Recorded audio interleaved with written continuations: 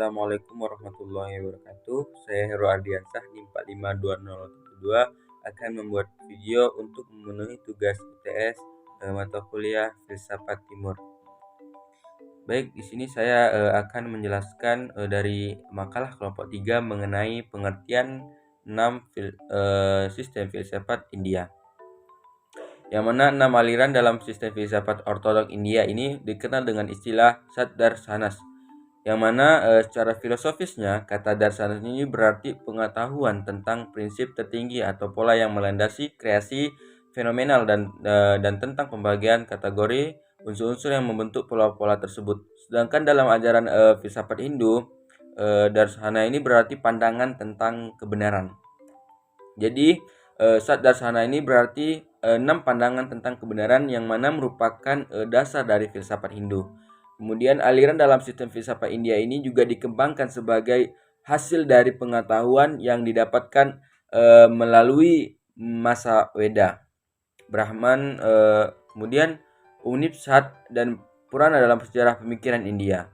Dan keenam sistem filsafat tersebut juga dikelompokkan menjadi 3 pasangan ganda, dan setiap pasangan itu merupakan aspek yang saling melengkapi. Adapun ketiga pasangan kelompok itu adalah yang pertama Yanya Vaisheshika, kemudian Mimamsa Vedanta, dan jika keempat sistem pemikiran India ini Yoga, Mimamsa, dan Vedanta ini adalah bersifat spekulatif, dalam arti bahwa mereka itu menjelaskan alam semesta sebagai satu kesatuan yang menyeluruh. Kemudian sistem Yanya Vaisheshika ini mewakili tipe filsafat analitis serta menjunjung tinggi akal sehat dan sainsnya. Kemudian adapun aliran-aliran dalam filsafat India yang pertama mengenai Yanya Vaisheshika ini, yang mana pengertiannya ini filsafat Yanya ini didirikan oleh Gautama, dan Yanya dalam arti sempit bermakna dari silogistis. Sedangkan dalam arti yang lebih luas, Yanya berarti pemeriksaan objek-objek melalui bukti-bukti. Jadi juga dapat dikatakan bahwa Yanya ini adalah sistem filsafat India yang mengemukakan kebenaran menggunakan rasio atau akal.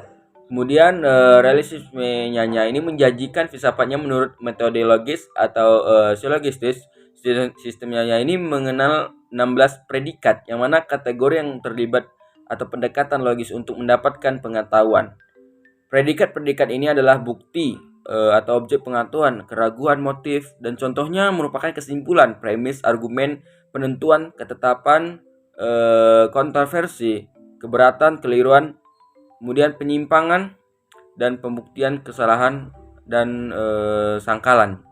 Adapun ajarannya, walaupun sistemnya ini mengutamakan logika, ia juga berusaha dengan jiwa, pikiran, tubuh, intelek, panca inderanya, serta objek-objeknya.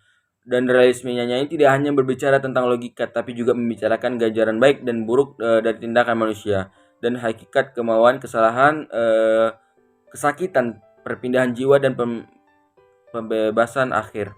Adapun sistem filsafat Vaisheshika ini menggunakan 7 kategori untuk menganalisis secara menyeluruh dan semua komponen yang ditemukan dalam alam semesta ini dan hubungan yang terletak di antara mereka agar dapat memanfaatkannya untuk tujuan material. Dan adapun ketujuh kategori tersebut adalah substansi, kualitas, tindakan, identitas umum, dan individualitas, partikularitas, hubungan-hubungan relasi, pengangkalan, negasi, dan non eksistensi. Dan jika hanya ini menjelaskan proses serta metode tentang pengetahuan objek yang rasional, maka Vaisheshika ini mengembangkan konstitusi atomis, benda-benda yang diterima oleh Yanya tanpa argumen. Kemudian Yanya dan Vaisheshika ini adalah pasangan sistem filsafat yang menjadikan argumen atau logika dan kemampuan menganalisis pengalaman sebagai tema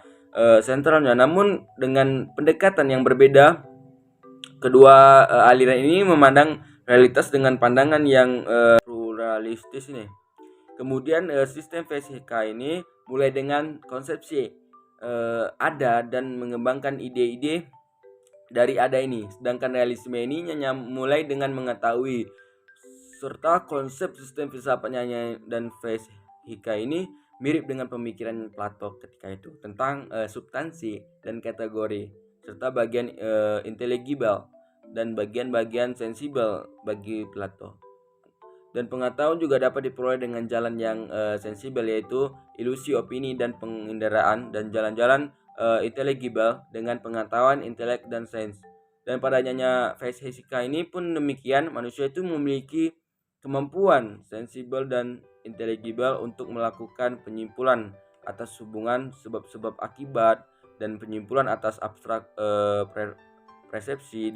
Adapun ciri yang menarik dalam kedua sistem yang berpasangan ini adalah teori subatomisnya yang menerima adanya 4 unsur dasar, yaitu tanah, air, api, dan udara.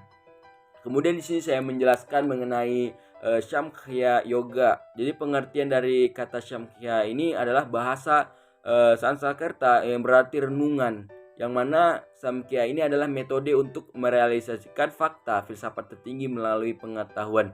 Sedangkan yoga ini berarti kontemplasi, mewakili metode untuk merealisasikan fakta yang sama melalui meditasi yang tetap dan konsisten.